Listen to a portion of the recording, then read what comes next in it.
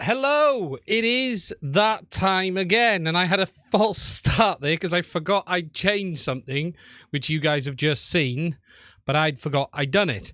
Anyway, good morning, good afternoon, good evening. It's another Sunday night, and it's time for another live stream. And if you've been watching all of the live streams, this might be probably the fifth live stream that you might have caught today, because I was watching a couple today myself, and it seems to be a day of just bouncing between live streams on a Sunday now, especially this time of year when the weather isn't so good.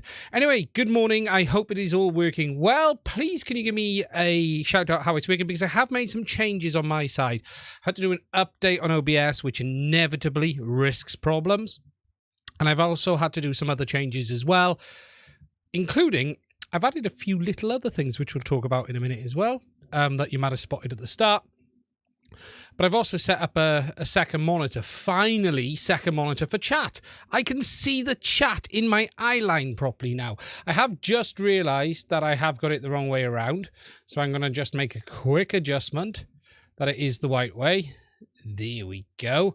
I can see things better now. Good evening, Jamie Cole. How are you? What's going on? Good evening, Sean. Good evening, Brutus. How are you, my friend? Vince Elkaju. I can never say that. Pete Buttons, who's just come in. Free Range Chicken FPV. GMI and Bruce, obviously. Let me get up. Let's check. I haven't missed anyone else at the top. No. We've got everyone so far. So tonight there's quite a bit to talk about, actually. There's a little bit to talk about with regards to the DJI Mavic 3, and we'll talk a bit about Autel and some other things around that. I finally have the 1W VTX in hand, and I'll talk a bit about the reason there was 3 versions of a video yesterday that went out. One Friday, two on Saturday, and we'll talk a bit about that. We'll talk about the Jumper T Pro, the fact there's going to be another version of it, or a modified version with a shipping with a different back shell. Seems a bit strange. And we're also going to talk about my 3D printer, because I've spent some money today on some upgrades, which aren't going to be here yet. I can't show them tonight, but I have ordered some upgrades, and we will see how they work out. Now, as always, it is a live stream where I want you guys to ask questions, and if you do have any, please do put them in the chat. I can see it. It is there. It's in front of me. I got it there over there as well, but I can't quite read that one. But this one here, I can read. GPS fixed GMI. It appears so. I've also got the Discord server up tonight properly. So for those who are on my Discord server, there is a live stream, live chat section, and I'm going to type into there, hello, and I have just typed into there as well, so come along, say hello as well if you're in there. Brutus has replied, there we go. So I've got that up and running tonight as well. So if you do have any questions, either put them in the live stream chat on the Discord or in the live stream chat on this one, and I will try and answer it as well. Now, there has also been a few other changes on the channel today. As you see, I've made a couple of little changes. Watch this. I'm going to press a button. Something's going to happen when I press this button. Ooh, look at that. Ooh, I put a transition in. Ooh, that's weird. Don't know if I'll keep that. I was just messing around earlier just to see how things go. Good evening, Jason. How are you? And I was watching another FPV channel earlier, and I was immensely jealous of his setup. It looked very, very good indeed. And I got so jealous of his setup, I actually started playing with something. Let me just find my mouse, which I'll show you guys here. Are you ready? We're about to go Twitch. Ready, guys?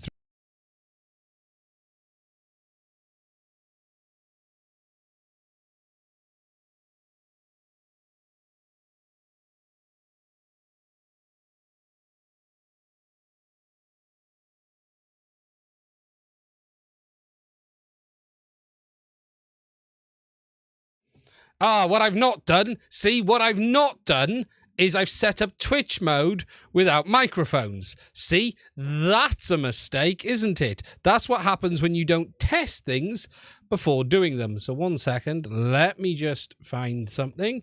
Click copy. I set Twitch mode up without microphone. And there we go. We have Twitch mode with a microphone now.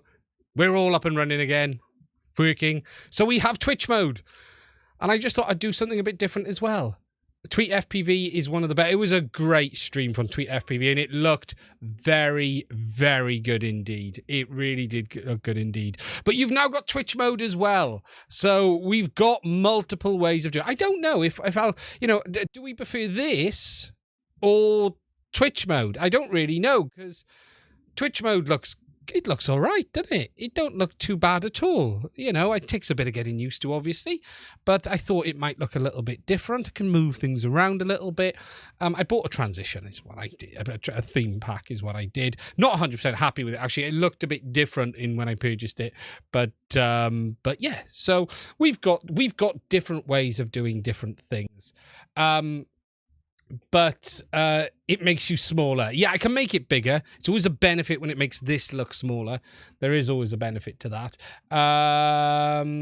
Tweet FPV, yeah, if you don't know him, he's got a fantastic channel doing some really nice looking stuff there. He'll be smashing it. I'm going to take the tea bag out my tea, because I do have a cup of tea and I've been waiting for it to soak. I got a box. It's not just on the floor. I put a box there before I went on stream. And for those of you who doubt me, see, I put a cardboard box there. I'm not just throwing tea bags on the floor.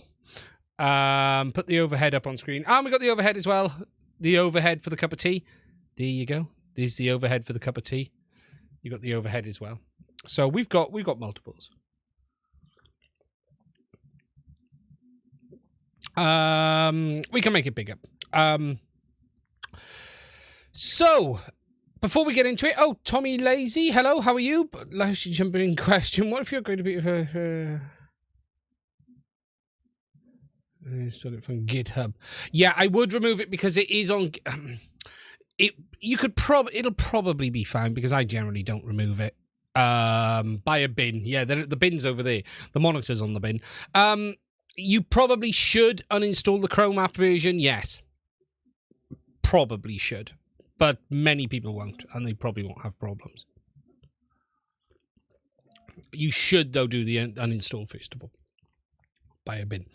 Good evening, KPV. Hello from the Discord. See, we've got it up and running. GPS issues fixes. Yes, we're going to come on to that in a minute. So, anyway, guys, to get on with it. So, let me get myself in order and let me put the first thing up. And the first thing I'm going to put up is this. And this is the DJI forum.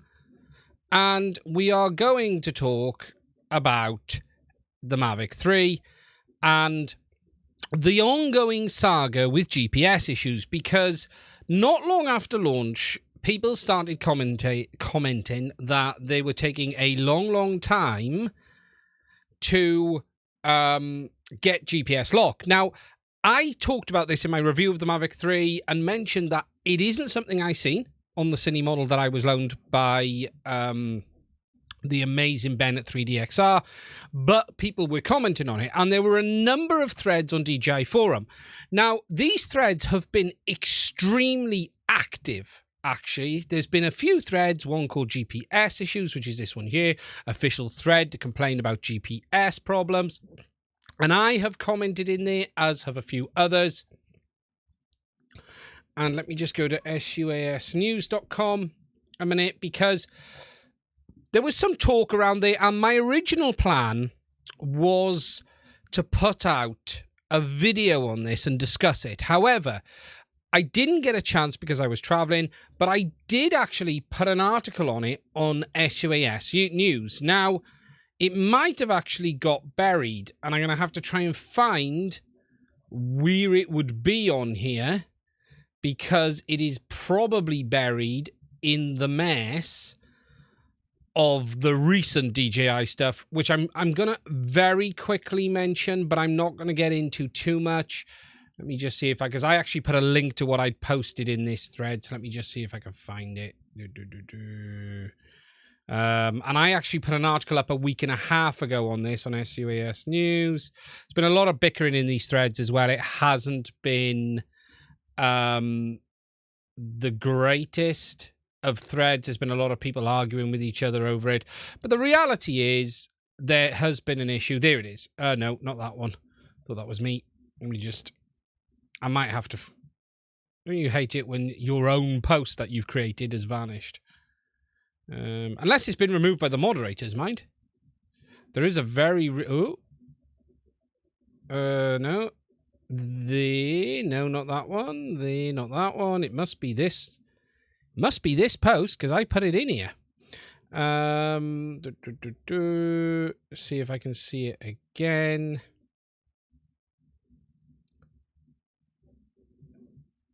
It's not looking good. I wonder if the moderators removed it. I know they're not the biggest fan of SUAS news. That's for sure. Oh. Did I just skip past it? No.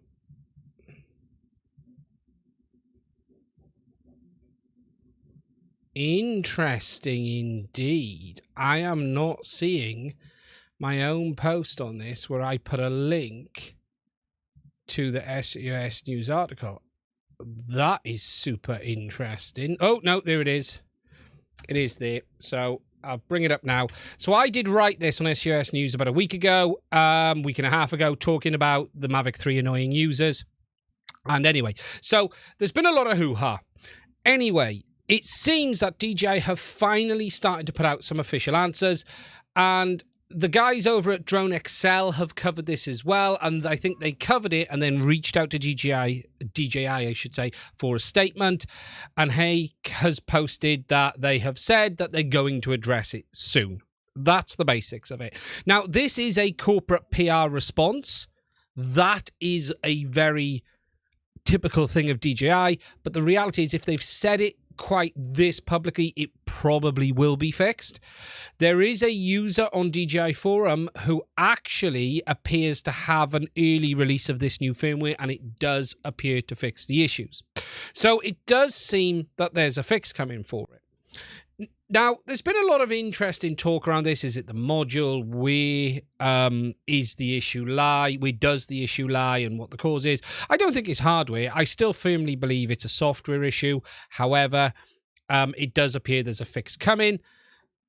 This also leads into this other thing with the Mavic 3. If you guys haven't seen, there appears to be a different model as well with a different lens on the telephoto camera, but we've not really seen this in real world, so it is worth taking into account. This may have been a beta version, or it could be an upcoming different version, or it could be DJI trying to make tweaks. But if they're going to release the same model with tweaks to improve the image, it's going to upset a lot of people. So we're going to have to see how that all goes. But the reality is, hopefully there is a fix coming for it in the near future. Now, just checking up on the chat on this one, because it's only a short story. I'm not going to keep it long. Did I see the man here himself? Did I see him? Tweet FPV? Where is it? I think I just seen him. There he is. Thank you for the kind words. You know, the channel is looking and the content is amazing. He'll smash 25, 30,000 subs in no time at all, like that. You know, when you actually make more of an effort than I do and actually make it the content good and what people want to see, you're going to smash it. You really are. And it's one of my favorite channels to watch, especially around some of the stuff as well. So really do please support him. If you haven't seen it, it's Tweet FPV. Let me find it and put it up. And then when he gets rich and famous, remember me.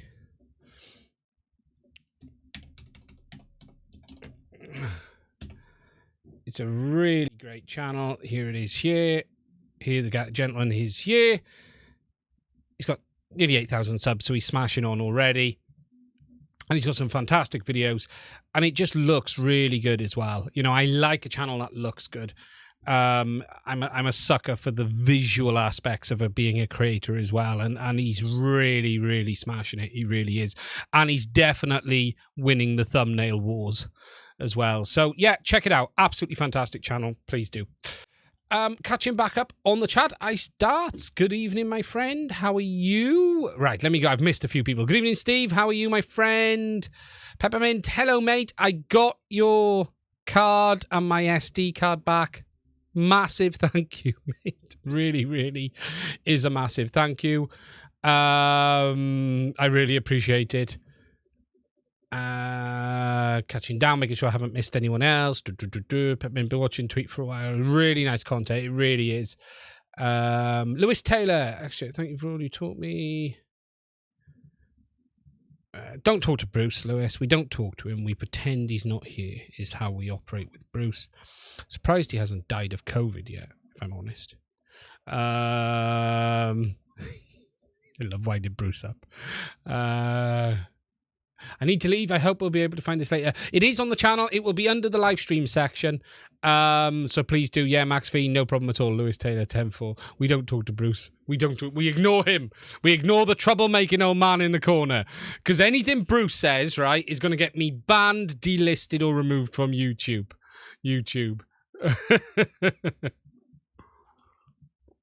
How the Tuesday night stream hasn't been banned yet, I don't know. And for those who don't know, Bruce is the amazing RC model reviews. Want to see more content on that channel? Less ranting and more reviews, please, Bruce. But, no. So, that's the DJI thing. Nothing fantastic. We don't really know anymore. We'll have to see what this Mavic 3 with lenses is. This lens changes. We don't really know. We're going to have to see where that one ends up. Now, there has been a lot of hoo-ha around DJI in the last couple of days in the news, and I'm not going to go into it too deeply. For those who have seen, it is relating to what is going on over the eastern end of the world. I don't even want to mention it, just in case the analytics kick this out for some reason. I don't think... What I will say is, I don't think they would be stupid enough to directly do something that would benefit one party or another. However, as it's their technology, it isn't beyond... You don't have to think very far that a government in that country may have full access to that technology and no ways of disabling it if they need to.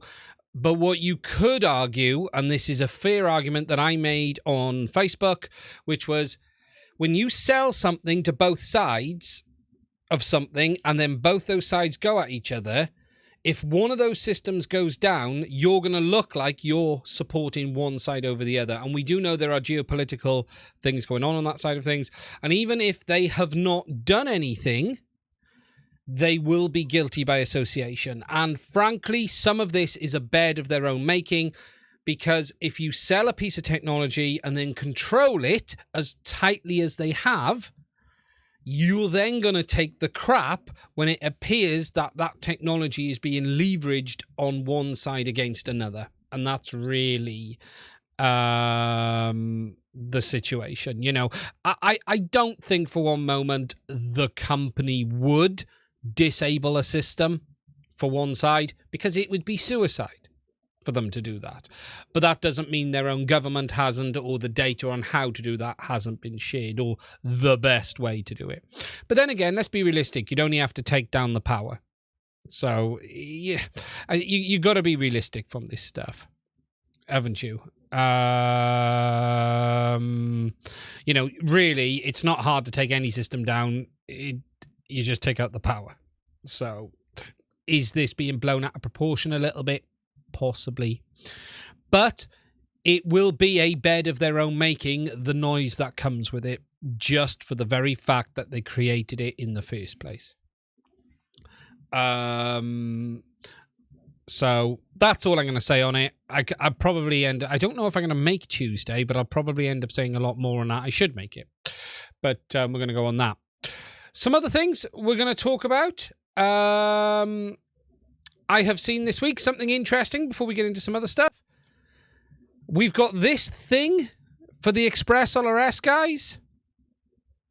There is FR Sky have done what we have always wanted. We have been desperate for FR Sky to come back with new hardware. We've all been demanding they supply us their new radio systems, and FR Sky have come in to save the day in Express LRS, and they are releasing the Twin module.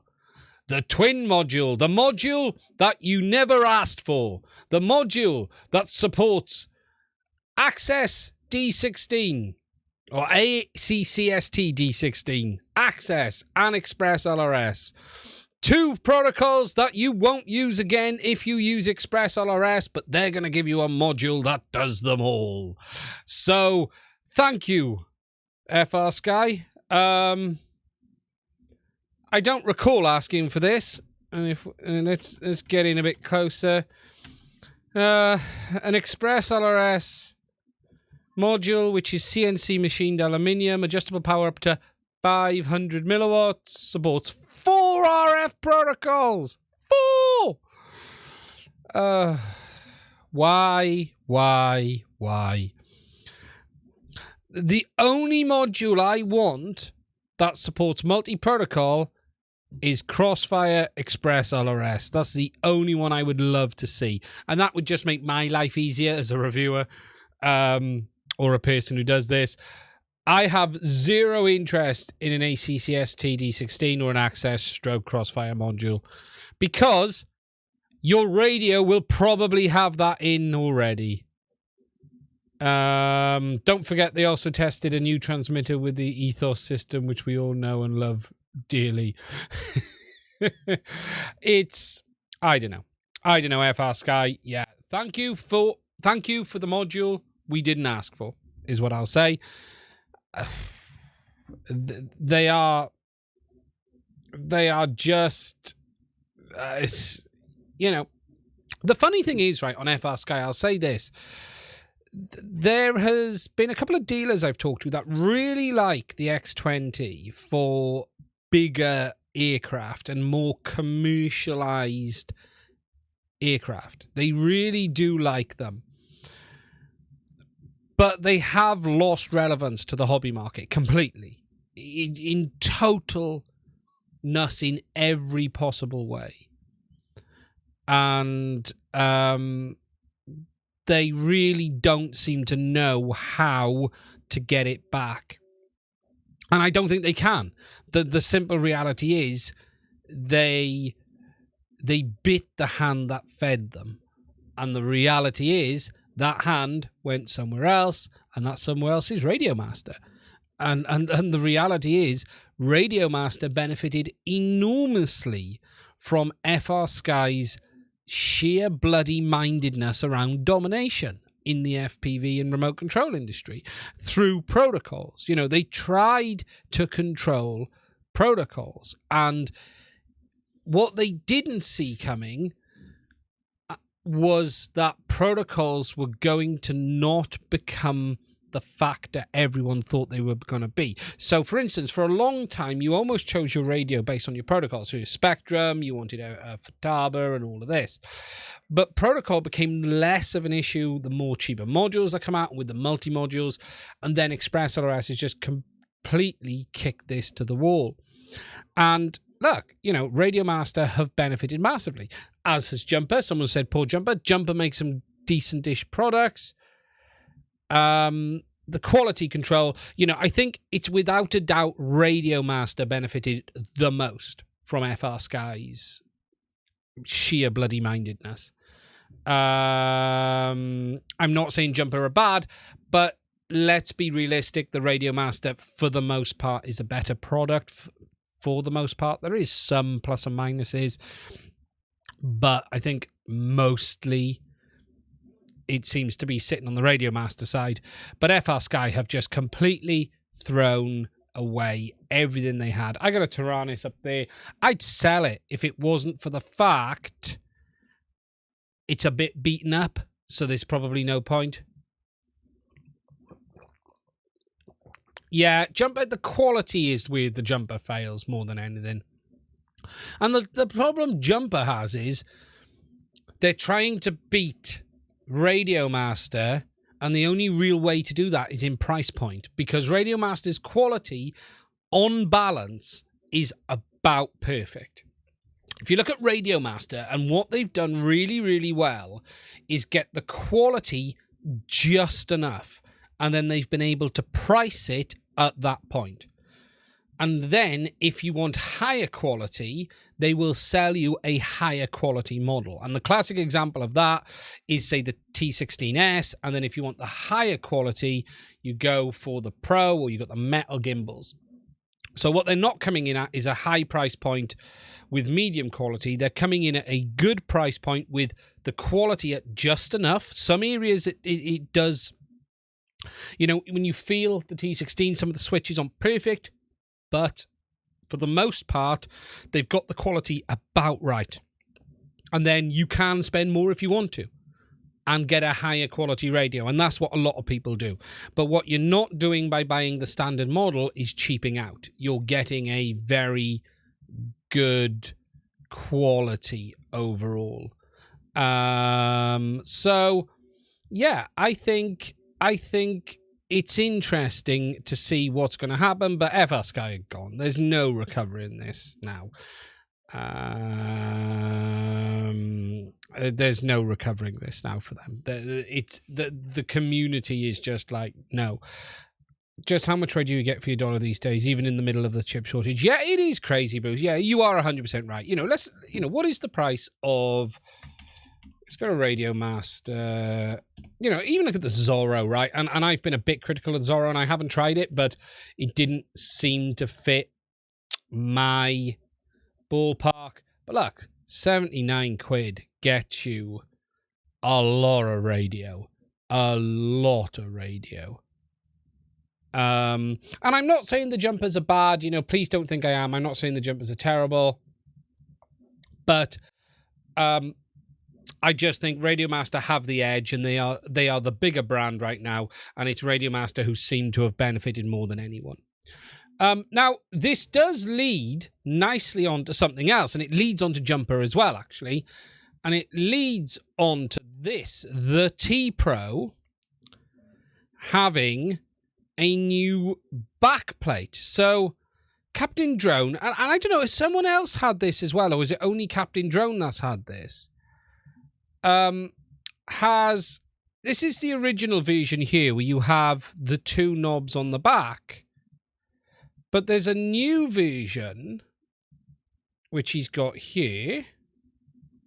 Let's just wait for that to catch up. Oh, he's got a different back panel. Okay, so I thought he had a different radio. He's got a different back panel, which has a button instead of the second wheel.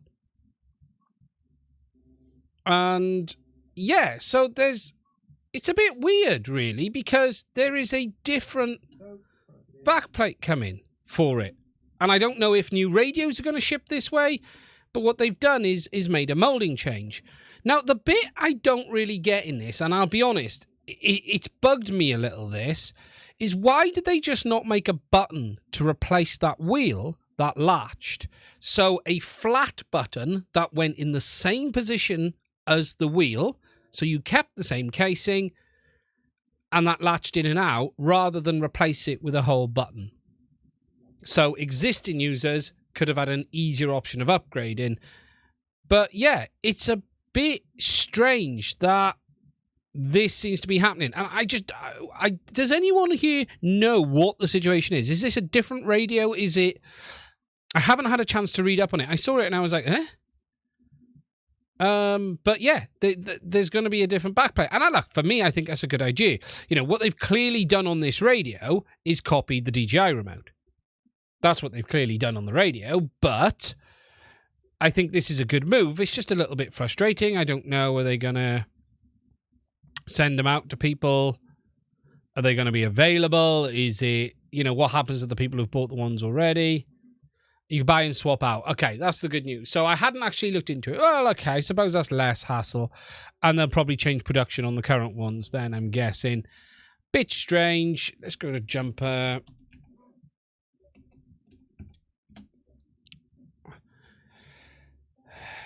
The new back antenna. Next time when an antenna rotates. That'll be the third back comes with a rotating antenna. Been using jumper for years, Johnny. Oh, hello, Johnny. John, how are you, my friend? Been using jumper for years, but the Radio Master just does it better. Yeah, there's no question. Radio Master does a very nice path through. They really do. North 49 SR, typical jumper. This trying to fix shit they originally put out after reviews, make up for the stuff everyone else does out the box. On the wrong side too. Yeah, see, it's strange, isn't it? I'll be honest, this is a classic example of, for those who do what I do, Johnny will know, Tweet FPV and the guys there know. Tweet, what is your name, mate? Do you know what? I failed to remember, and I really do apologise. And if anyone knows in the chat, you can tell me, and then I'll slap myself. What's his first name? I don't like calling him by his YouTube name, unless he wants to be called by his YouTube name. But the T-Pro, have they got the T-Pro listed on here yet or not? Dan. Thank you. Will the Zorro bind to D8 and D16? Tweet FPV is Dan. Thank you, guys. The Zorro, does it bind to D8 and D16? Anyone know off the top of their head? I can't remember off the top of mine. We can go and have a look. I think one of the versions.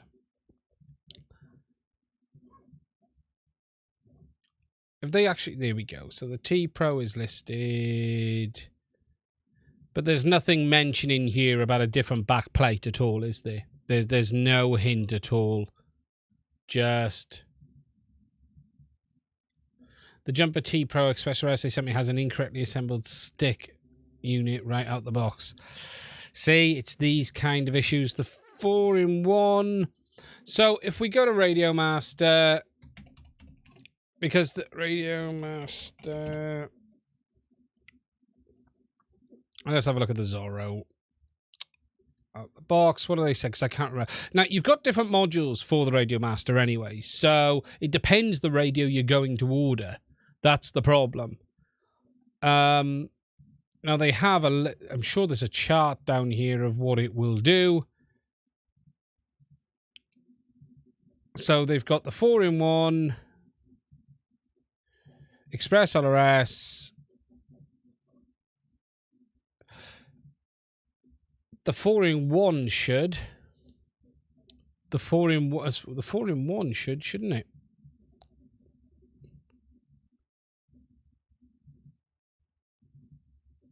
But it depends the model you're going to buy. It does depend the model you're going to buy. It is a shame with Jumper that it does seem like the quality is an issue. It does. It's a big shame. I would love the Zorro if it took proper batteries. I would love if it took with the regulator. Yeah, I think, look, this is the problem. When we're dealing with this price point, you know, look here in the UK, okay? So in the UK, this is £79. There is always going to be issues. There is always going to be issues. Yeah, the 4-in-1 should. There's no reason the 4-in-1 shouldn't support them. I haven't tried it, but it does on my other units. But this is the problem. We're fighting this price point. We're fighting radios down at this level. That is the problem here. But Radio Master have got some nice options in place, to be fair to them. I'll stick my T-Light. Excellent radio. Yeah, I love the Mambo. I still fly the Mambo, and I think it's great. I'd be tempted, you know, the Mambo's here. You know, for those, I've been doing some testing on the bench or something. The Mambo, for me, is about perfect. It really, really is. The Mambo is a great radio. It really is. Okay, guys, if you've got any questions, please do let me know. If you're new here, please do consider hitting the subscribe button, and don't forget to hit the little bell next to it as well. And I'm going to check the counter. Please do give this video a like. We've had 21 out of 76 of you. So I'm not doing anything else until it goes up to 25. So I'm going to sit you now until it goes up to 20. 22, 22, 22, 22.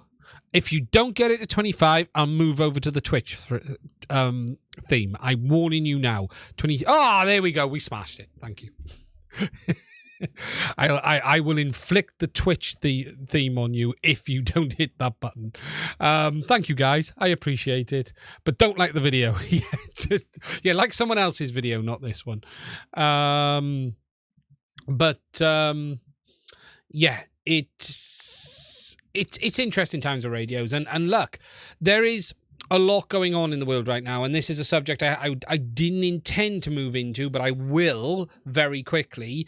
For those who don't know, things are about to get a lot worse for a little bit on technology because Shenzhen is about to go back into full lockdown. That is likely to have an effect on many, many products, including potentially the new HDZero receivers, the current HDZero VTXs, but not just that. We are going to be talking about anything and everything. DJI, Autel, in the drone industry, almost probably everyone. And furthermore, it's going to affect computers and everything. Shenzhen is the heart of technology in China, and unfortunately, due to the human malware situation, because they are running this zero human malware policy, because there's been a massive outbreak in Hong Kong, and it seems to have come over to Shenzhen. Today, I think they're shutting it down, or tomorrow. It was on the news. It's been on there. I haven't seen for how long, but they are doing rolling shutdowns where you are not allowed to leave your property. I haven't seen, when did Powerful put his up? I haven't seen that, Bruce. I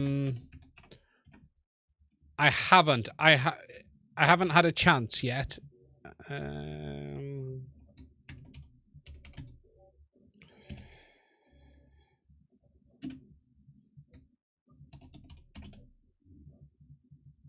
I always forget how to spell his last name, so I have to search for Powell Inav.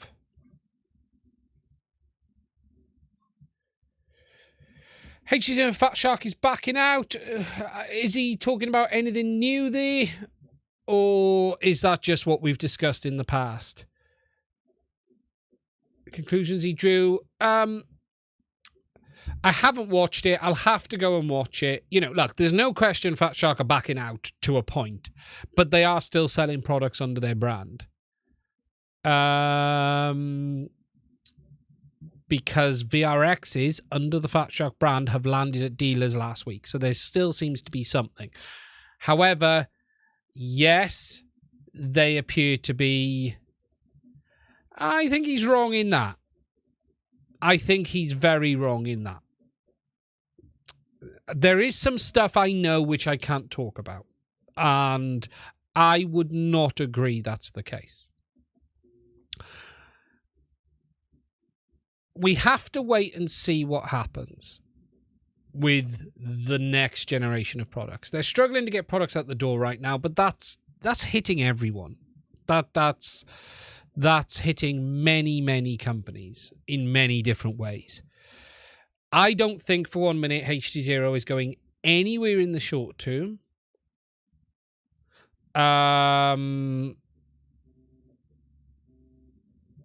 We know they are making goggles.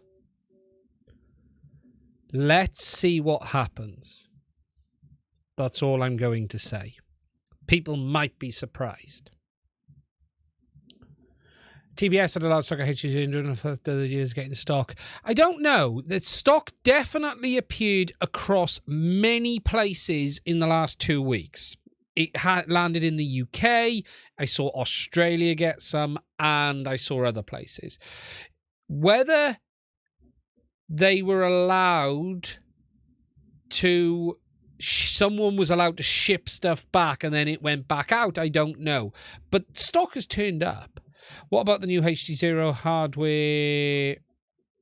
Well, we've got the new VRXs coming. There's 3 new receivers due. So people, there's 3 new receivers. Will these be delayed by the Shenzhen lockdown? I don't know. The original plan was for the new receivers was now. February time, roughly. So they're delayed a month, which, look, let's be realistic. In human malware, that is nothing. You get cars that are like 9 months right now, waiting lists. So things being delayed 1 or 2 months, it's nothing. It literally isn't anything to read into. If they're delayed till maybe October, then people will get a bit jumpy. But people have to understand, with everything that's going on in the world, nothing's going to plan. As we all know, you know, everything is going up out the window. There is a new VRX around the corner. We know that. They've got the new VRXs and they got the goggles. I am really interested to see what they do with the goggles. The new VRXs will have a couple of new features I'm aware of. Nothing fundamental. It'll still be an external module. It'll still go in the front. It'll be similar, actually, to the current one, but it will have the changes. How hard they're going to get hit by the Shenzhen delay, that's what Putin said. We're going to have to see. The question for me is, with HDZero, isn't actually, does the product have a future? Does that company choose to have a future in FPV? Look, they cannot be making much money in FPV. So the question is FPV just a showcase to push the technology on further? That's where I think it's more interesting. But I will have to watch Pavel's video. I haven't seen it. But where are they going? I'll have to watch it and see what he has to say. The product itself, I don't think it's perfect. I don't think it's the ideal solution for every pilot. DJI wasn't the ideal solution for every pilot. I still honestly think for probably 80% of pilots, DJI has the balance right. You know, I think there is a reason DJI chose to optimize image quality over latency and have that dual transmit system. I think DJI knew that for the majority of pilots, that would be the better overall solution. That isn't to say HDZero doesn't have a place, but I'm not convinced based on its current behavior that place is to out and out replace analog for everyone. And I've said this before. Will it replace analog in racing? Maybe. Will it ever fully replace it? No. Because as I've said a number of times, I'm not convinced the benefit in HDZero is the pilot. I actually think the benefit is the spectator. You know, most people with DJI, as an lesson has said, is most people have no problems with latency. And that is the true fact of reality. And we are all shallow, clarity over latency. Yeah, wow factor wins a lot of the time. Wow factor wins. It really does.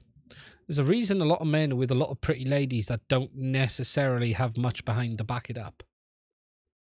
We like looks. We like how something looks. We like pretty cars. We like how something is. And that's just the reality of human nature. HDZero is more of the right tool for the job. DJI, for me, my kind of flying does 99% of what I need it to do. And that's just a simple reality.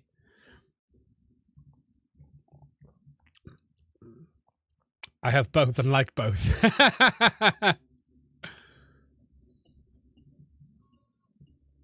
I've been flying Shark Bite Loba lately. Shark Fart lately, but I much prefer DJI. Yeah, look, I'm under no illusion. You know, we've got... I've got the 1 watt in hand. My 1 watt is here. Where have I hidden it?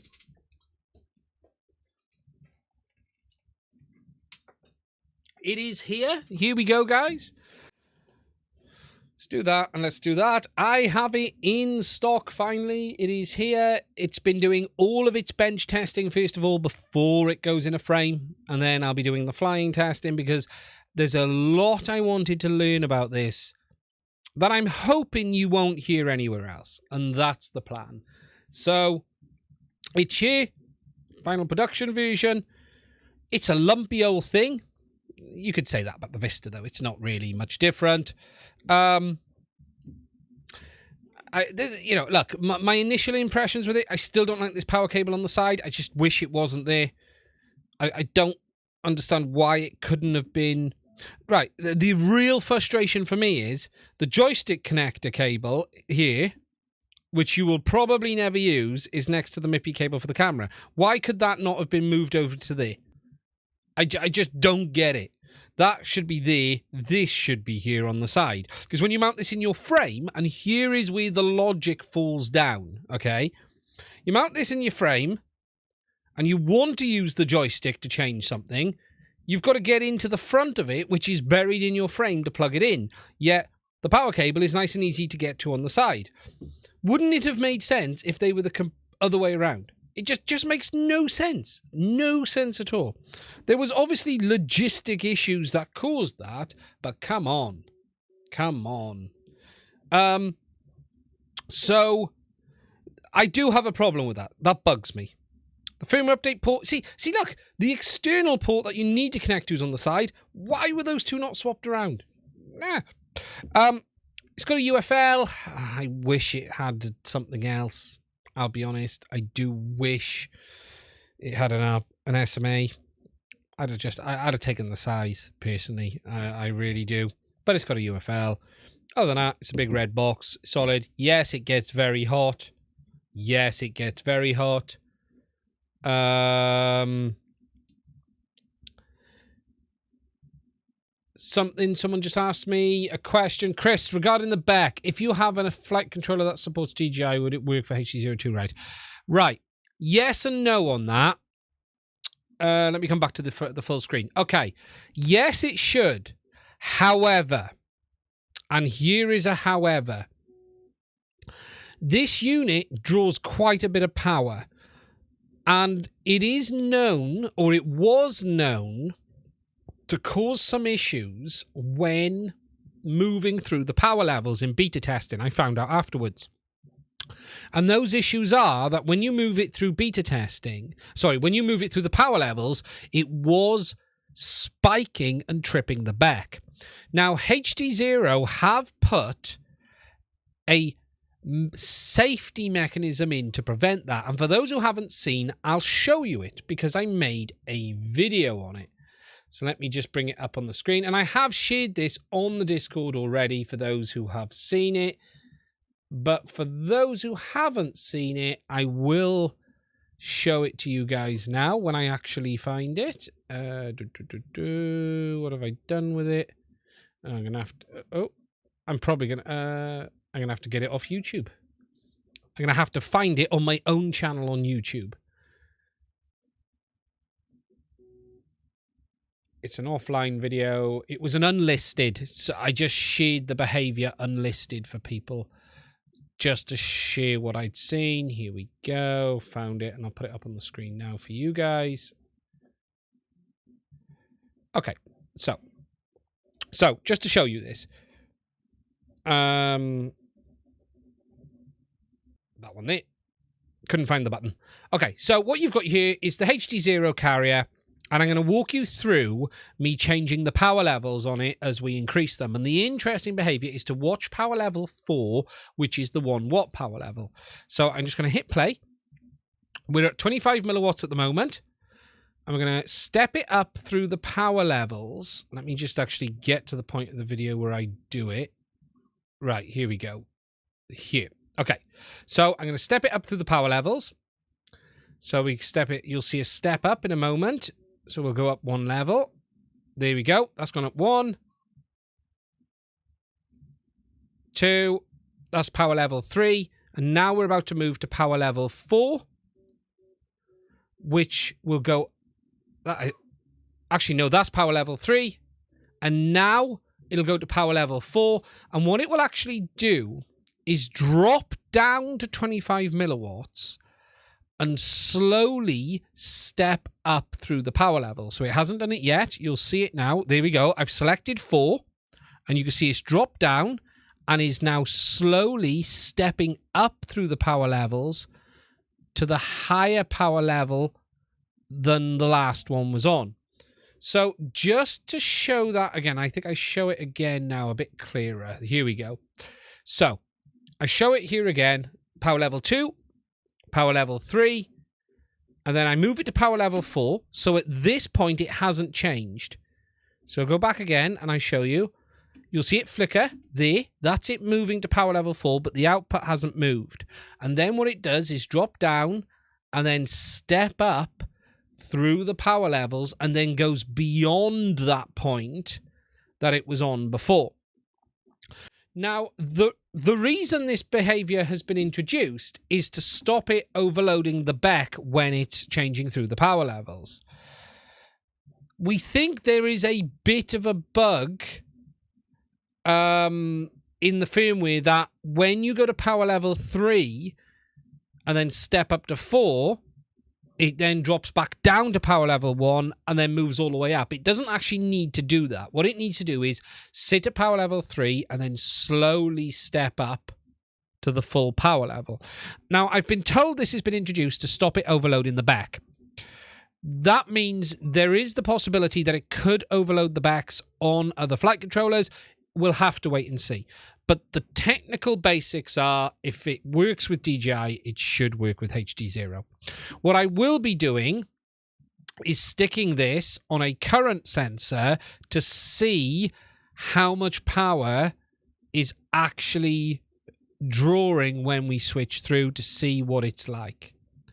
And I will be doing that, basically, and I'll be putting it on a current, and I'll be using a current probe on an oscilloscope, not just a currents measurement on a multimeter.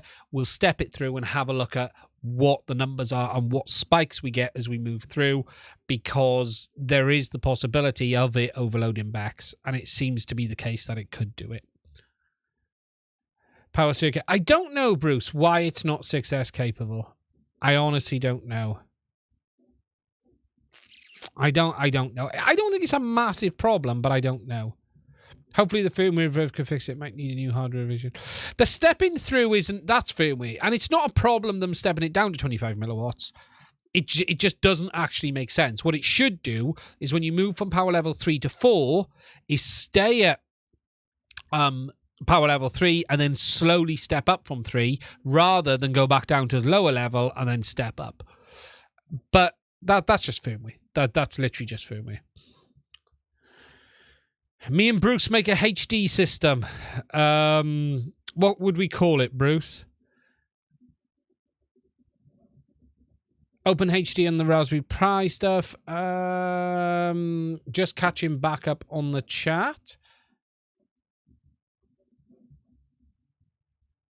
Plugs in the wrong place. No success. What are they smoking? I don't get why the plug is there. To me, it just makes no sense. It just makes no sense.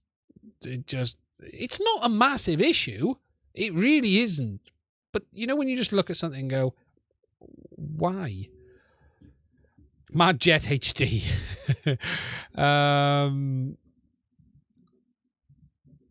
They need to build an Express LRS receiver in that. Yeah, I mentioned that. Right. I'll talk about that, iStarts. I mentioned that on the HDZero Discord, and I got completely destroyed by the moderation team. Oh, no, it wasn't the moderators. It was a couple of people who said it was a stupid idea. Why would we want to incorporate a specific receiver type into it? They should. Should have Express LRS in it. We're not users of the tech, they're flying. It's funny. We're going to have to see. So I have it.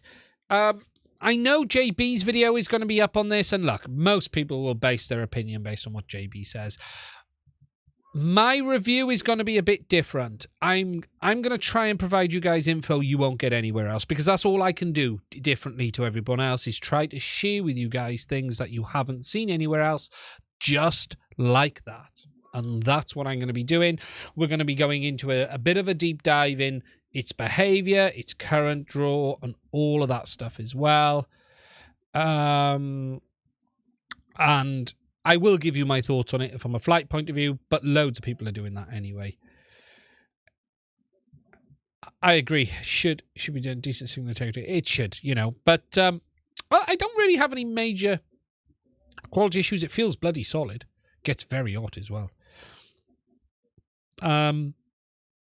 But yeah, it's available. So that's the HDZero rant. If you've got any questions, guys, if you've got any questions on this, on that as well, if you want to know, please do let me know as I'm rolling through. I'm just going to turn around and look at my 3D printer a minute, because it's printing some bits. I'm making sure I've got enough filament left. I'm printing, which I'll talk about in a minute, some spare parts for the printer ready for its upgrade. Because this is the great thing about Prusa. When you want to upgrade it, you might need to buy some extra parts, but you also can print them as well, which I'm doing now. But I was very low on filament. But it looks like I'll have enough to finish. Yeah. Yeah, I will. I will. Winner, winner, chicken dinner. Yeah, I got completely shot down on that one. Now, I will mention the Express LRS video versus DJI for those who haven't seen it. It's probably time for me to mention this one. What a weekend it's been. Now, let me just find it. That is the video that started. That looked like this. Originally, ooh, let me mute it.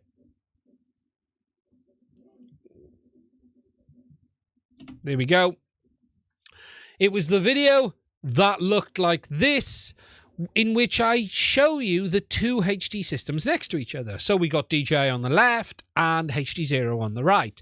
Now, this video was meant, HDZero versus DJI, yes. So this video was meant to be a quick bang one out to show you guys just some interesting differences between the system. And my God, did it turn into a monster. And my God, did it upset some people very, very quickly. So, at no point was this video designed to say one system's better than another. However, instantly, people started taking things like going, look at the size of the HDZero carrier. Takes up way more space than DJI. Look at the noise around this. And whilst I did talk about some of that stuff in the video, there's an understanding which I have, which I don't explain in every video because it would take me 3 hours, that some of this stuff is a given. So, for instance, this noise level is down at basically minus 80 dB. It's not important because it's on the bench next to the spectrum analyzer. It's not relevant, yet people have seen it. So anyway, there was that. The audio wasn't right on it as well. For some reason, YouTube completely messed the audio up on the first edit. And so, in the end, I ended up, yes, redoing all of the oscilloscope traces. Not the oscilloscope, sorry, spectrum analyzers traces. And to give you an idea, let me find the video. It was a version 3 of it, HDZero version 3, because I had to edit it 3 times. And in the end, I actually put a start on it. But I ended up then redoing all of the spectral views, so it didn't look quite so bad, because people were getting upset because it looked worse than DJI simply because of the inherent nature of measuring signals like this at very low range. There is no question at very low range, HDZero has more noise, and I'm talking sub 40, 50 centimeters. When you looked at that original video, which I just showed, it is without doubt that HDZero is a noisier carrier. You can see it there. Look, that is fact. That is not created. That is fact. But this isn't relevant in the real world. And what I had to do was go back and take it out because people were looking at it going, that's wrong. That makes it look bad. And honest to God, it did my nut in. So we redid it. We made it the proper one as it should look. I learnt my lesson. It's actually a really good video. And there's some stuff in it that I hadn't seen before. Actually, there's some behavior on DJI that I had not spent the time looking into until now, and we discovered in this. And this behavior was that power on behavior of DJI. And if you haven't seen it, I would strongly suggest go watching it, because what's super interesting is the power on behavior of DJI is dependent on if you have the hacks applied. So for instance, you can set the system to 25 milliwatts at all times. But if you have the hacks applied, it is going to output much more power at boot than it will if you don't have the hacks. And it is more power in FCC mode at boot than it is in CE mode. And it is more power than FCC mode with the 1200 milliwatt hack applied. And it looks to be about, if you power it up with no hacks in CE So no hacks applied to the system at all, completely reset, about 400-500 milliwatts for 2 seconds and then down. Maybe even less, maybe even 100-200 milliwatts. I can't measure the RF, but it's a higher carrier.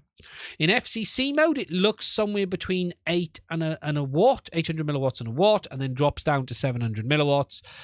But in 1200 milliwatt hack applied, FCC mode, it literally will output a huge amount of power, and I'm talking potentially up to 2 watts of power, and then drop down to 25 milliwatts.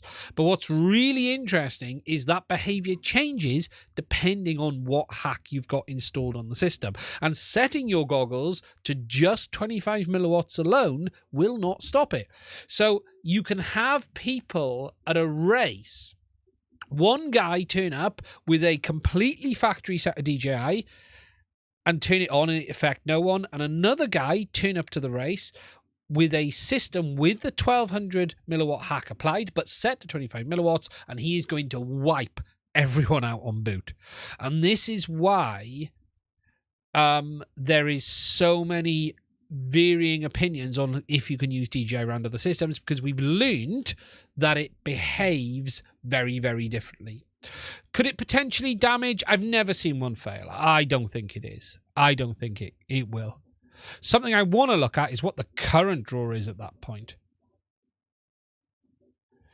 I don't know why they do it also. I think, well, I don't know. No, because I was going to say something which is complete nonsense.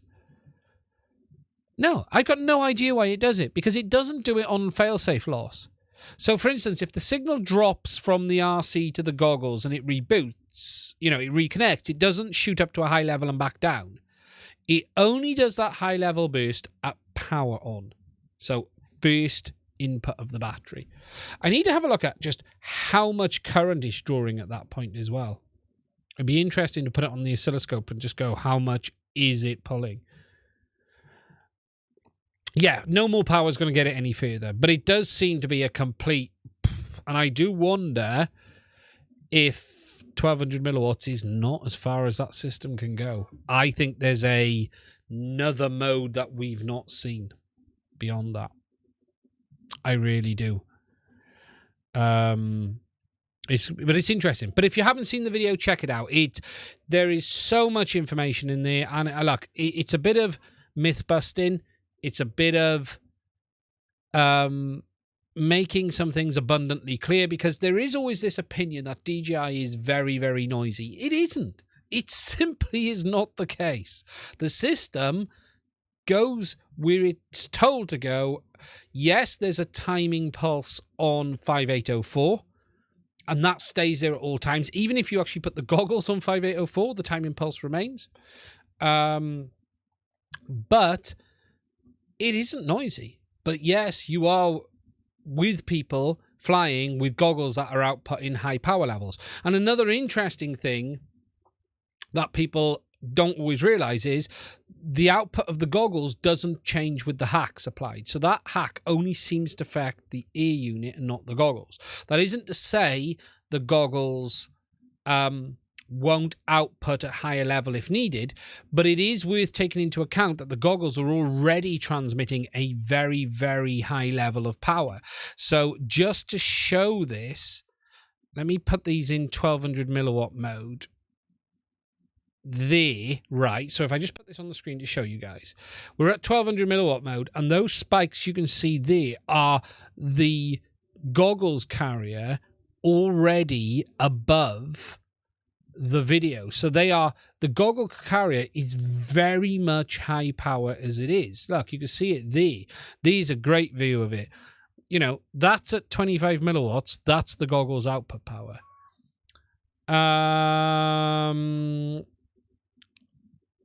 No, we don't, Jamie. Again, we don't fully understand why DJI do a lot of what they do. And the reality is the telemetry of the goggles should easily transmit further than the video anyway, so it does sort of make sense that it doesn't output any more power. But yeah, there's a lot of quirks with the system. But the biggest reasons people can't fly next to DJI pilots is simply they're next to a guy whose goggles might be outputting, say, a watt of power, or 25 milliwatts or whatever it is, and their receiver's front end is just not able to handle that. You know, the big issue here isn't actually that DJI is transmitting loads of bad stuff. It's that most receivers are not designed to be dealing with high RF power levels within sort of 5-10 meters of them. You can easily argue it is the fault of the receivers, not DJI. And I think what is probably the case is receivers have been made super sensitive to allow people to get the best possible range from analog FPV, and their filtering at low levels is just crap. It's not up to standard. And it's not something you would ever have really seen a problem with until someone's transmitting high power signal on the same band as you next to you. And in fact, a lot of the time, if you look at moving between the race channels, you'll see it already starts to affect it. It already seems to affect it. It really does. Analog receivers have very much been designed to pick up the weakest possible signal. The weakest possible signal. But as a result of that, DJI is literally blowing them out the water. So it's not fair to say DJI is bad. It's simply that DJI's system is showing a behavior that we're not used to seeing.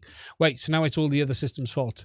Well, look, the reality is your system, analog, was not designed in such a way to have to deal with a high-power transmitter within 5 meters of it.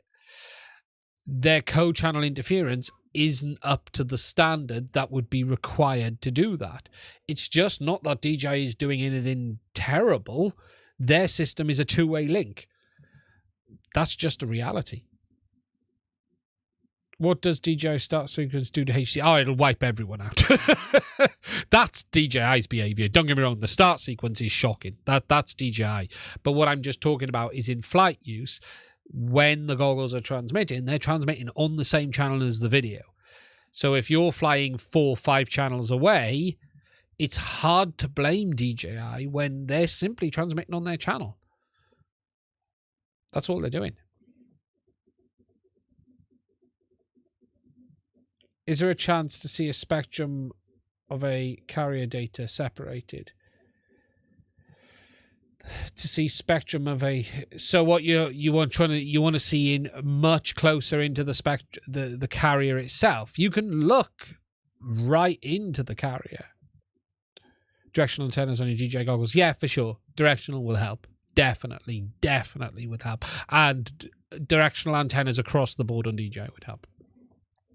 I'm not saying DJI's system doesn't cause the problems, but it isn't necessarily the blame.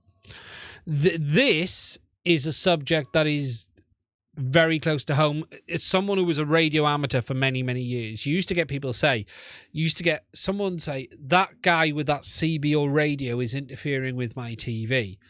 99% of the time, the radio isn't doing anything. It's the poor installation of the TV, the aerial, or the filtering on the telly. And this happened for donkey's years. Radios and TV sets had basically minimal filtering installed at all. And I'm talking minimal filtering.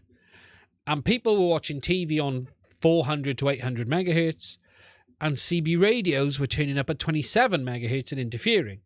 Now, it wasn't that the CB was causing major issues most of the time. It really is a simple situation of they were not designed with proper filtering. Today, they are. All of this tech has proper filtering now. So if DJI became the de facto, analog receiver would have to improve to do that. So it's not correct to say DJI is doing anything bad. Their behavior is their behavior, and the other equipment hasn't been designed in such a way to deal with that. And frankly, manufacturers have probably been getting away with as minimal amount of filtering as possible for a very long time. And now it's the case. What does DJI stand for? I can never remember. It's DJI Innovations. Something Innovations. I can't remember. 27.8 or SEPT. Or in between, as I used to spend most of my life between SEPT and 27 megs. Sit somewhere in the middle. out the way on SSB. That's when USB meant something different. For those of you who play along in history, USB is nothing to do with plugging cables, right? USB has nothing to do with that. USB is a term that was around much before we had a little 4-pin cable to plug in. CQDX. Okay, catching up on the chat. The Muppet on Channel 19.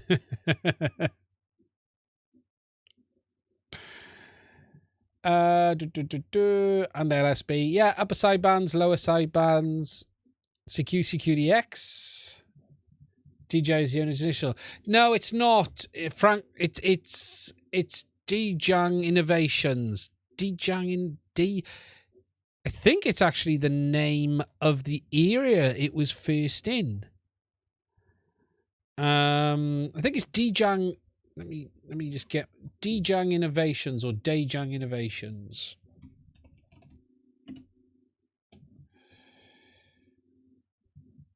I always forget or pronounce it wrong.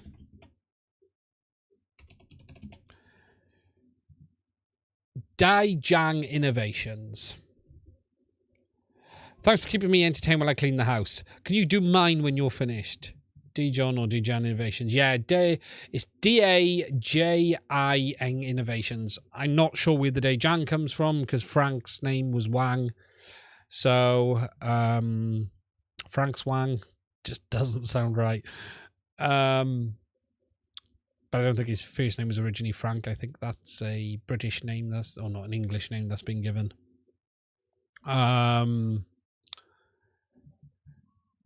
Mustard quads. But yeah, so that's the DJI. The video's up. It's there. Check it out. There's a lot of good info in there. It basically ends the discussion on the difference between the systems from an RF point of view. There's a lot we don't understand with DJI in the sense of why it does that power on behavior, why you can get 50 megabits mode if you reboot the goggles, but not the ear unit on channel 8. But there's a lot of stuff that we do know.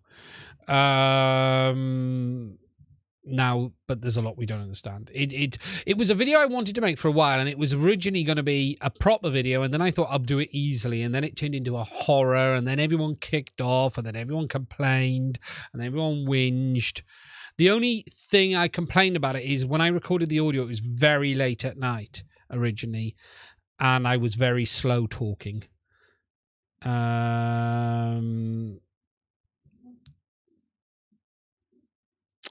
The person who worked on the FPV system probably isn't at DJI anymore. That team will be long gone.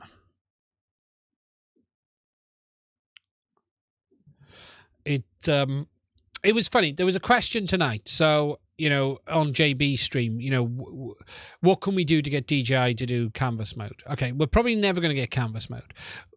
We got to get the terms correct because there's been a lot of hoo-ha over the terms now of canvas mode. So, for instance, if you got HDZero doesn't actually have canvas mode. HDZero has MSP DisplayPort. Canvas mode is actually something very different.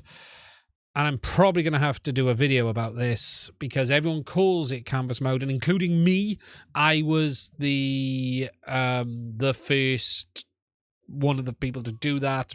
It's not canvas mode. Do you know what I mean? It'll be MSP DisplayPort.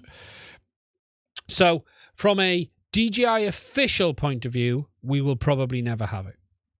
That isn't to say other things won't happen. And there is a lot of very, very interesting stuff going on in the background, completely outside of DJI, nothing to do with them at all. And you might find the community comes up with a solution before the manufacturer. From a DJI point of view, I don't see there being anything happening now because they don't need to. They don't need to. You know, they could. DJI is a company driven off money, and features cost money. To introduce it themselves is going to be dev time, which they're having to put into fixing their other products. Look, just look at the mess the Mavic 3 came out with, right? This was, if you just look at this explains DJI's full mentality, okay? Their latest and greatest, and almost you would argue their main fundamental product, came out the door more half-baked than a cake that I would make, right? It was insane how bad the Mavic 3 left the factory. And that was their top key, most important product. And they let it out the door like that. Do you honestly think they care about the FPV system? All of their dev time is going into that right now and anything else they've got. I can tell you now, they will have zero eyes on FPV. There was a mild firmware update this week for the FPV system. Sorry, the FPV drone. There was a mild update this week for the FPV drone. That, actually, I'm going to record this because I meant to record the bloody stream and I keep forgetting to record these. There was a mild firmware update this week for the DJI FPV drone. However, this is DJI playing games, and if you own a DJI FPV drone, do not update this firmware because it could stop you rolling back, and it may stop you having any future interesting options on the V2 goggles. So, there is a new firmware update for the Vision 2 goggles and the FPV drone and remote. Do not update.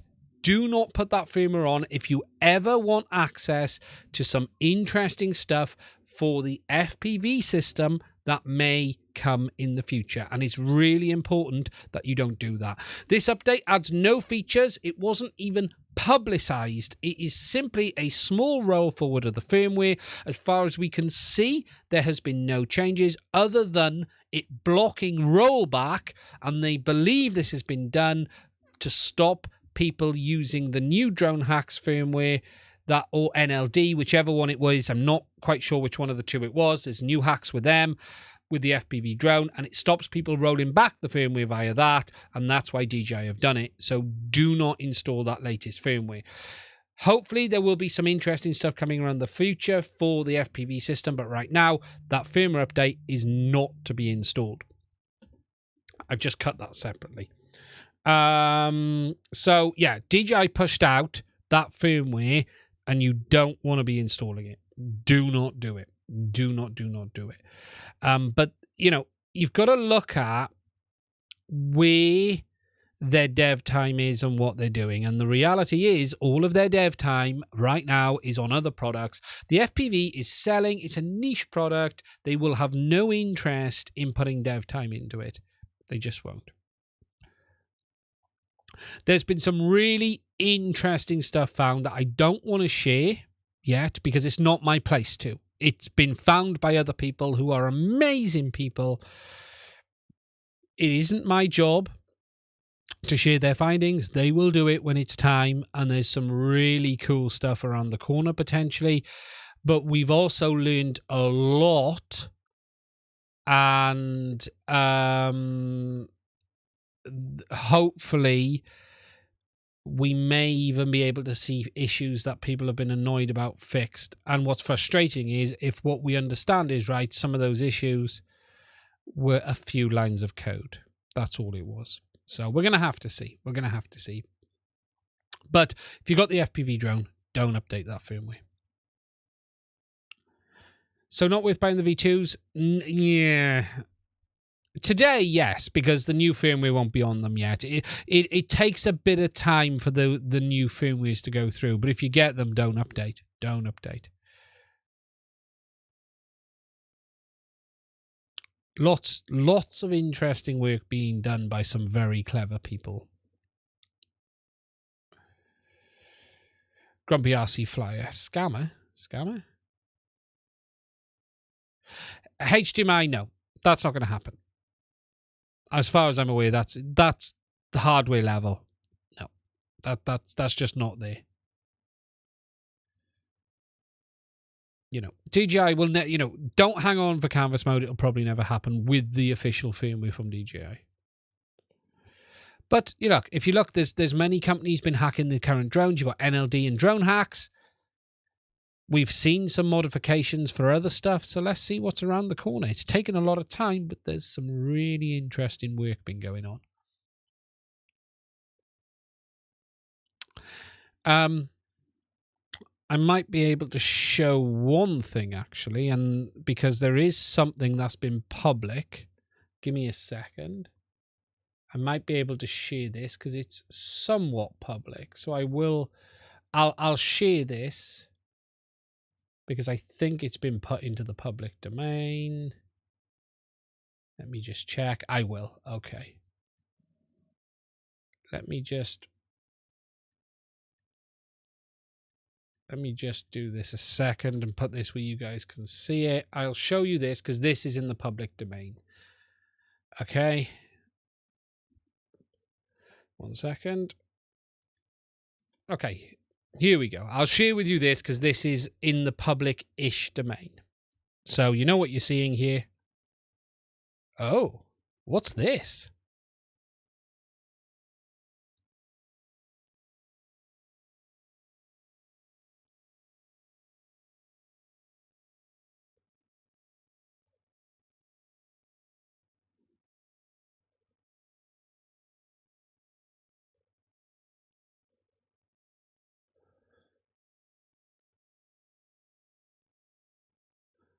And what you're seeing here is not an input. I promise you that.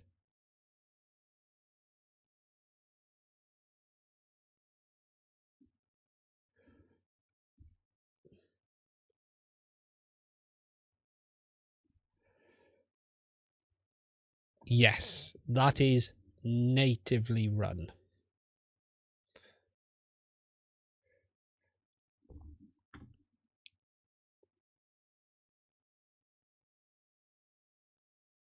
No, there's no RC control on it at the moment. It's things. So look, trust me, there's some very cool stuff around the corner.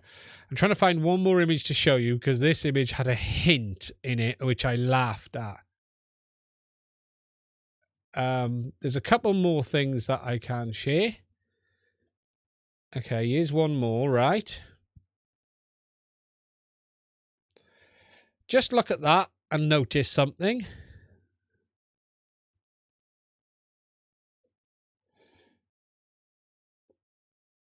Something that you don't normally get.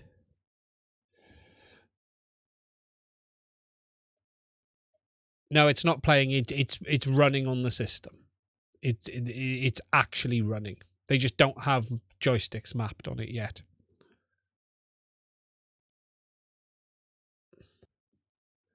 And there's one other thing which I can share with you, and this one was one that made me laugh. It did make me laugh, this one. Is it this one?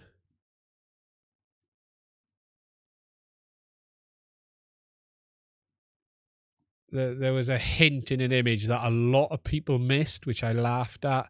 Let me just find it. And I did chuckle because when you read it, you just sort of go, oh yeah, nicely done. Nicely done. Oh, is it this one? Yeah, I think it is. Here we go. And the guys, we will talk to them about it when it's time. But here we go. This is a torn down. And I'm just going to let you read, if you guys can read what it says down here.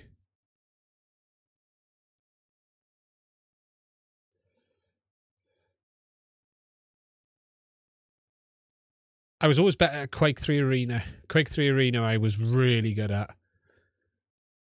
But yes, the warning has been changed. So that just gives you an idea of the level of control that people have got on the system now. That's where we're at. There's a lot to come. There's an awful lot to come. But yeah, Doom was not being played back. It was running on the system. 1v1 in me in Quake, bro. I haven't played it for years. I used to play Quake 3 Arena all of the time. I loved Quake.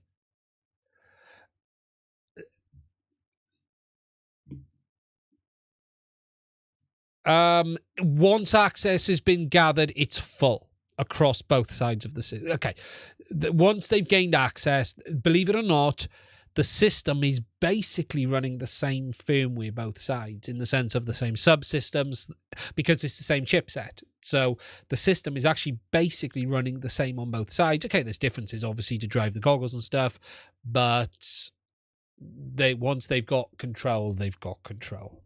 Let's just say that. Once they're in, they're in. There's no going back. There's no going back. And look, some of this work has been done by unbelievable people. Unbelievable people have been doing this work. And they've been on it for months and months and months. And I hope whatever they come up with, we find a way of supporting them, paying them.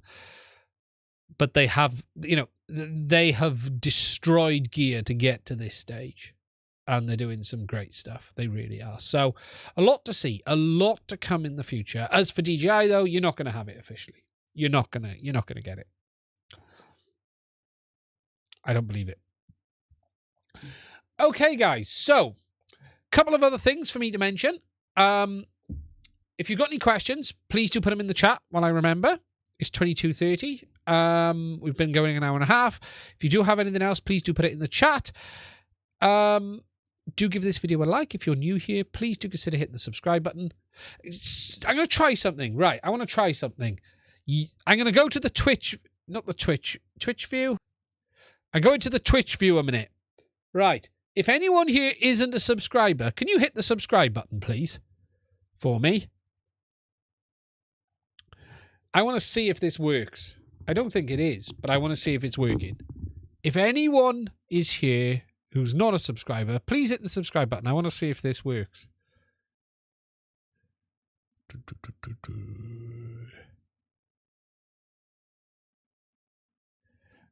Just because I do get a notification on here as well when the subscription goes up. No, I'm going to talk about that next. Ice darts. That's what I'm talking about next.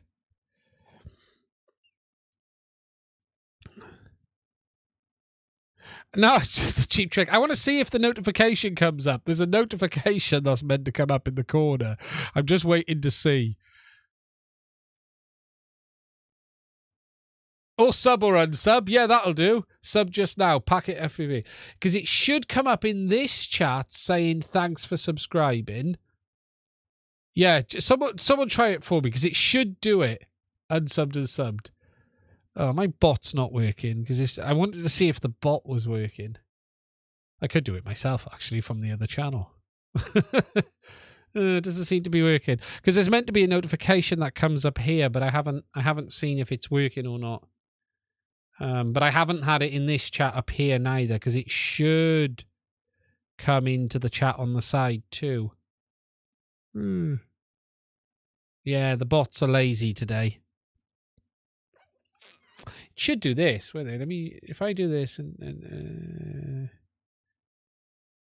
what should happen is something like oh, there it is. It did it then.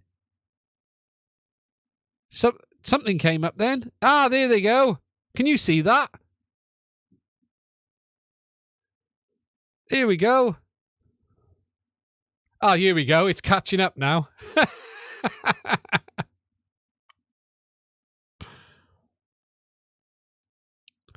That looks all right, doesn't it?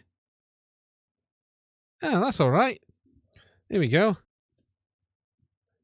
I have also got it turned on here, but I don't know if it works on this one. It should come up here as well. Because I can do a test. If I hit that button there, it should come up there as well when I do that. I'm just looking, yeah, there we go. Yeah, there we go. See if it works. I don't know if it does all of the time, but yeah, I can adjust it and things, but think. Okay, so this week I have finally decided to order some upgrades for my Prusa. I have a Prusa Mark III S in the corner. Let me go wide. There you go. You can see it's just finished a bunch of prints. Let me grab them.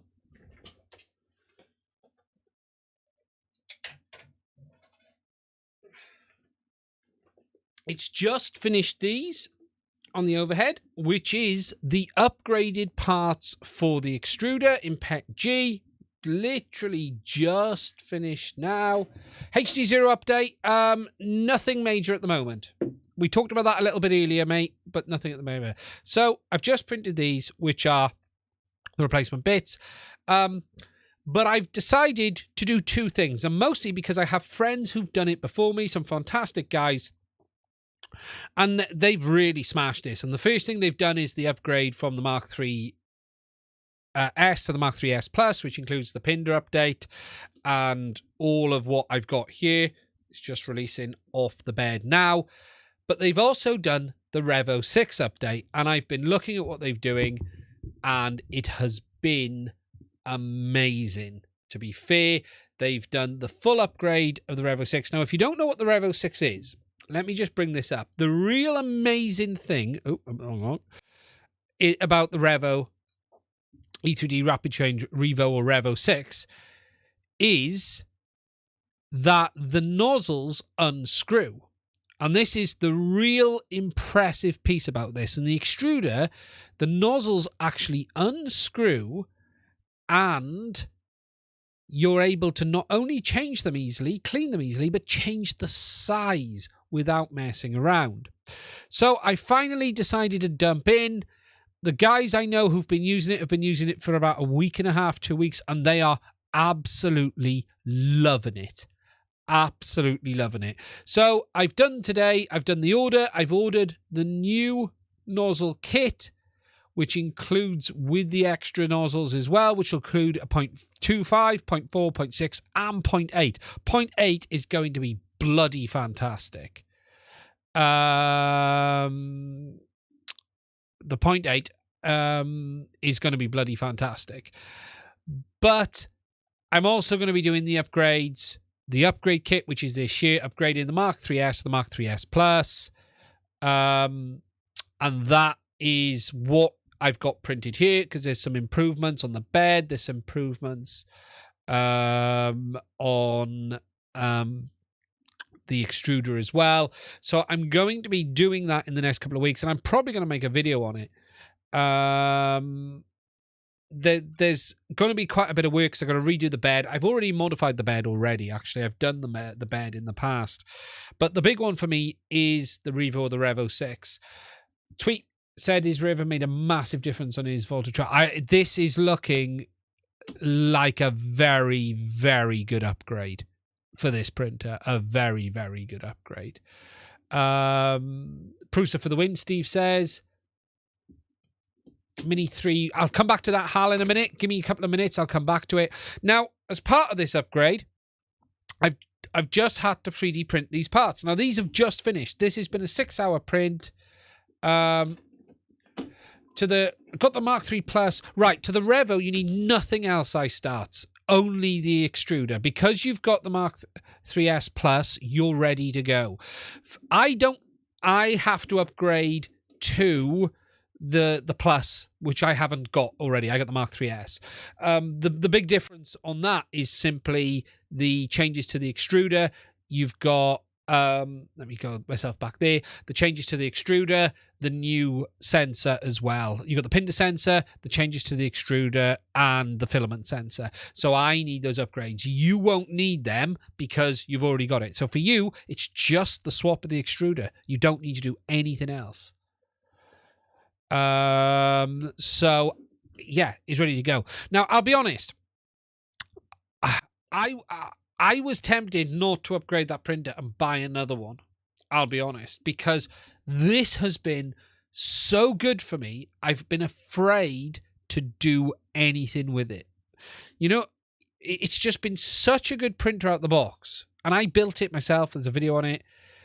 I didn't want to change anything that made it worse, if you know what I mean. But we're going to do it. I've printed all the parts today. I'm waiting for this other stuff to come in. I'm just going to have a look at these prints, because this is quite old PET-G. It's Prusa mint PET-G, but it's quite old nonetheless. A little bit of stringing, but this is the prints. Looks nice, doesn't it? No problems there at all. That's the new extruder cover.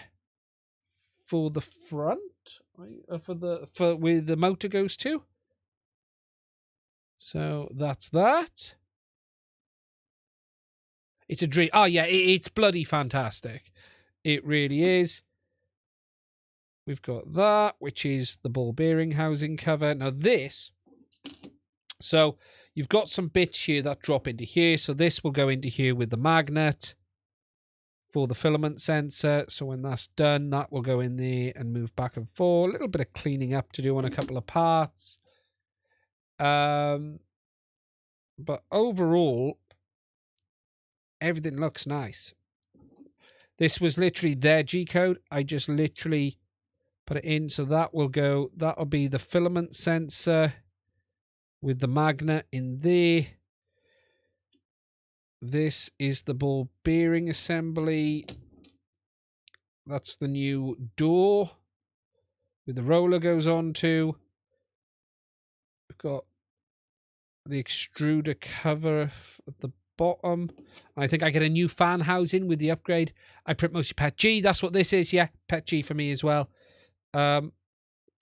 So, you know, this is those two parts there. So let me just go there. That is those two parts there.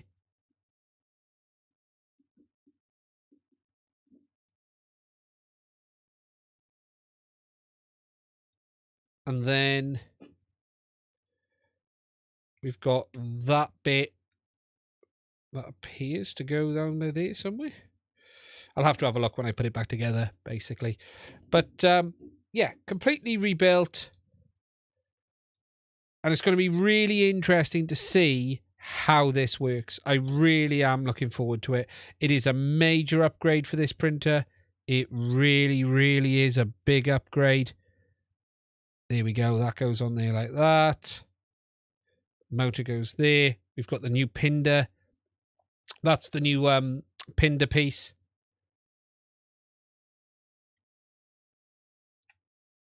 That's the new top cover. And then, where's the door? The door. Filament door. Where's the filament door? Filament door is further. Filament door is further. No, it isn't, is it? Oh, the filament door is here. Sorry, there we go. Filament door goes there. So, yeah, looking good. Looking good indeed. I'm looking forward to getting this all together ready for the printer. It's going to be a bit of an upgrade, and I'm a bit, because whenever you mess with a 3D printer, things don't go well. Looking at this, that means I'm just going to look at something. 1 second.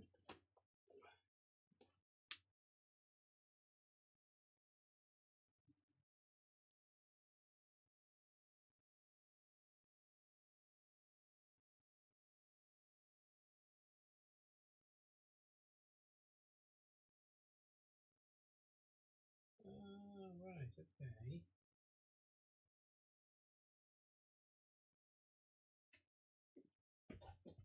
Yeah, it's the front plate, not the back plate. I just wanted to have a look what plate it was on the printer. If it ain't broke, don't fix it. It's a big set of upgrades, but I want this new nozzle. And that was the part of the reason I was tempted to buy another printer.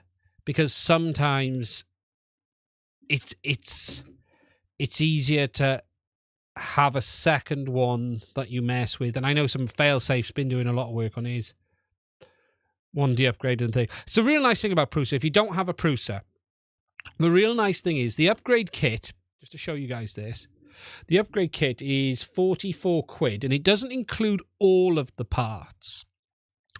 Includes everything except what you can print in PETG, but they'll include filament with the pack for printing in PETG.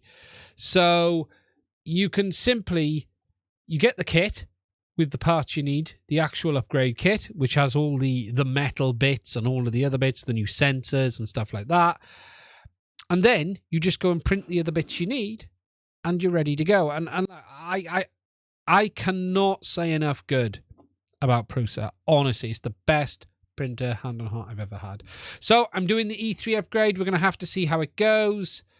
It's probably going to be about 2 weeks because the print head will be here The Revo will be here middle of the week. But what I need for the upgrade, which I may as well do at the same time, won't be. That's probably going to be a little bit behind. The results the guys have been getting, the friends of mine, is just blown me away. Is it affect the Z-axis? So yeah, it affects the changeable nozzles. Doesn't. They are so accurate. You can swap them out. Yeah, it is a dream to use. It really is. Okay, so catching up. There was a couple of questions in the chat I saw. Someone tell me why DJI goggles and remote connect unit, but the camera not showing up in the goggles. What do I need to do? So Letith Bree 2 FPV. Right, so someone tell me why goggles and remote connect to unit, but camera not showing up. Okay, if the goggles and the remote connect, it should be fine. So make sure they're all on the correct firmware version. Rebind. If it still isn't working, it sounds like you've either got a faulty camera or a faulty camera cable. That's what my money would be. What do I think about the Mini 3 f1.7 camera? Will it outclass the Mini 3? Nothing's confirmed yet. f1.7 is wide, but f1.7 on a tiny sensor. Will it outclass the Covet Mavic dual camera? No, not on a tiny sensor. The sensor's still going to be small in it. Joining late. Hey, mate, how are you doing? How are you keeping? Are you opening your eyes? It's such a small sensor. F1.7 will be fantastic on a small sensor. In fact, they should have that. The problem is you won't have that narrow a depth of field. You won't have a super narrow depth of field, but it should help with more light. Is it going to make the image quality better? No. It's going to be balancing the fisheye of that for them is going to be the problem. He has been down the pub. He is drunk. He is drunk. He's a naughty kitten. He's been out drinking. I know. Yeah, I'm all right. I'm good. I'm much better than I was when I spoke to you last in person on the stream. For those the guys on Droning Out very kindly invited me on, and in a shameful and should be damnation of me, I almost missed the stream because I'd been away and I had forgotten the date I said I'd come on. They forgot to send me the link at the start, and I was ill, and I was just not very well at all. But I managed to get on and not shut up for an hour and a half. It was a fantastic stream with those guys as well. I loved it. It was fantastic to meet all of the guys on there and talk about some stuff. It really, really was. But yeah, I've still got a cold, but I'm mostly past it now. It doesn't seem to go away, but it seems pre-human malware seems to be continuously ill. That seems to be it for me. Okay, let me just check up these last couple of questions before we wrap. We will go to 11. We will go the full 10 minutes. Steve Mann, do a video and you'll upgrade yours. Yeah, it's one of those ones. It's going to be hard to do a video fully of it, but I am going to do it.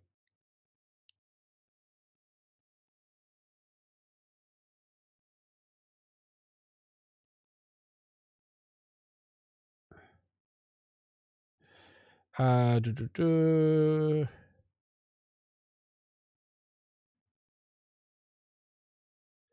flickery is meant to be there on the sub thing. On the Twitch mode.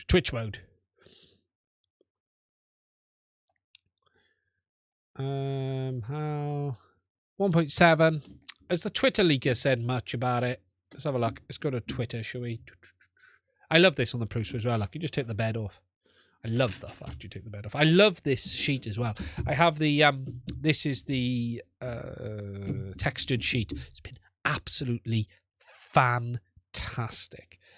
Absolutely fantastic. It really has. Let's drone out. I was on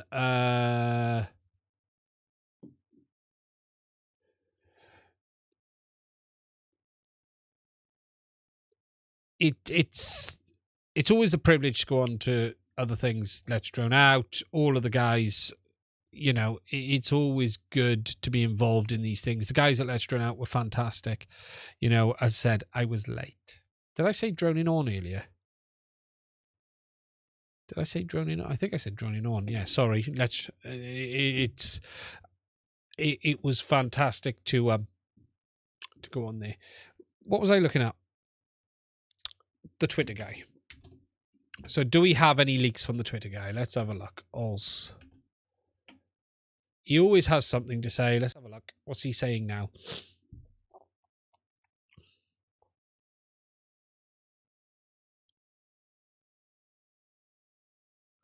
Oh, he's finally got to play with the Ronin 4D.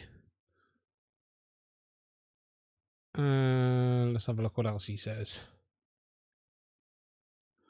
What if the Inspire 3 has a foldable body? I think that is going to happen.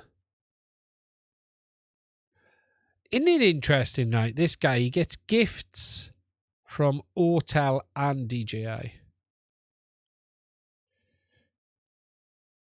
DJI have changed the design of the Mavic 3 storage cover to fit the new propellers. Way, they've made a slight adjustment. Look at that. They're redesigning the product as time goes on. Look at that. This thing should never have gone out. This is the biggest beta test I have ever seen of a product.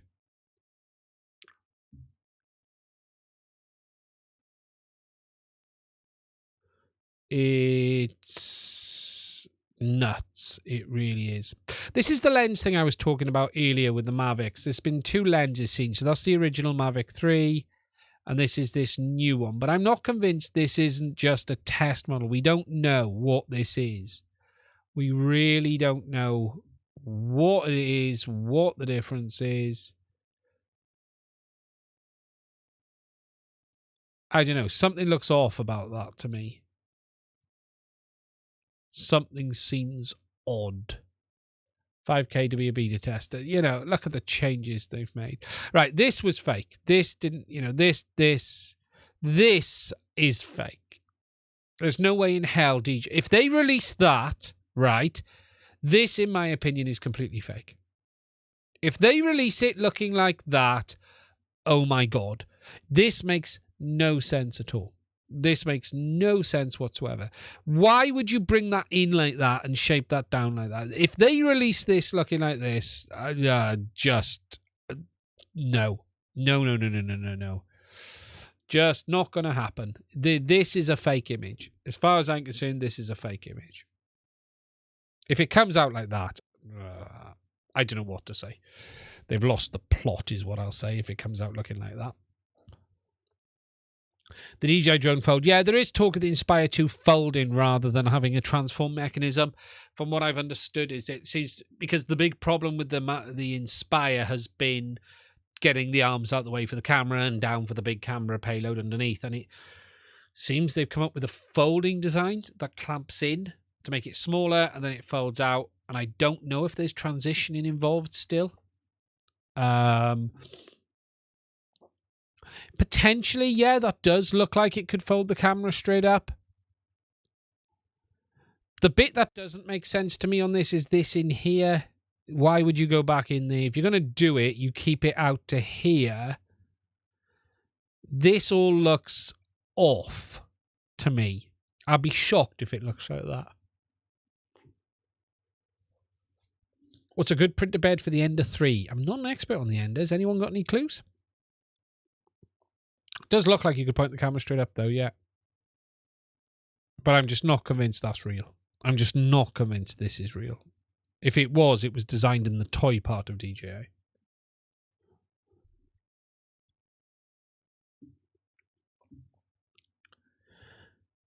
Okay, guys.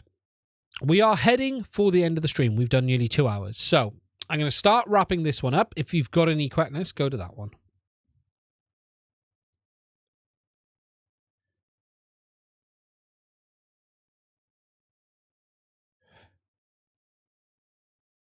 His videos have been really good. Curry's videos on OpenHD have been fantastic. You know, he is pioneering things there with that at the moment. He really, really is. He is pushing it forward, what we're seeing, what we're going to get from it, and stuff like that. And again, okay, it's not production ready today, but it's getting there. We could see some super interesting stuff around the corner. We really, really could. Bruce, the Mini 3 could be just a bit accelerated. It will be, I suspect, Bruce. Yeah, I suspect by a long way. The Mini 3 probably very much is. It does look like it's going to happen. You know, it's going to happen. Right, before I wrap this up, I will quickly talk about the Evo 2 Pro. I haven't got it in here. I have one in hand. Dave has very kindly, I've given back his Autel Nano Plus, and he gave me his Evo 2. So there is going to be a video on the Evo 2 coming. I've got to start editing the video on the Nano, which I haven't done yet. I've got all of the content I need, and I know what I'm going to say. But I will also be talking about the Evo 2 Pro. Now, just something I was saying is, oh my God, is that a chunky monkey drone? What a weight and what a quality feel to a product it has. It's solid. Absolutely solid. It really, really is. But yeah, what a quality feel. What a quality feel. It really is. Nano 2 is big and bulky. The Nano 2 is so big, and the Nano ain't big. Oh, was he talking about something else? Yeah, so I'm going to be talking about that in the next couple of weeks as well. Now, I haven't got a video to put out Tuesday, which I normally do, because I put it up on the weekend. So I'm going to have to record something very quickly. I'm going to cut something from this live stream. I might even film something as soon as I finish this live stream. I'm going to talk probably about that. The Jetson Nano, not the Evo Nano. See, all these similar names. But yeah, I might cut something in a minute. But guys, what we're going to do is end this one here. I want to thank you for spending some time with me. If you're new here, please do consider subscribing to the channel. If you are not a subscriber, if you want to give us a like, it would be massively appreciated. 75 likes is unbelievable. Thank you very much. If you want to support the channel, there are links to my Patreon as well as Buy Me a Coffee in the description as well. A massive thank you to every one of my Patreons of the channel. You guys are absolutely amazing. I couldn't do what I do without your support. You blow me away every day with your kindness. The rulers have been going out to the Patreons, a bit slower than I would have liked, but they are going out. And then there will be a few left for some of you guys. And I will be getting in touch with the people who have reached out as soon as that's available. Anyway, that's it. Stay safe. Look after yourself. I will be back same time, same place next week. Speak to you guys again soon. Time to find the button. Button 1. Button 2.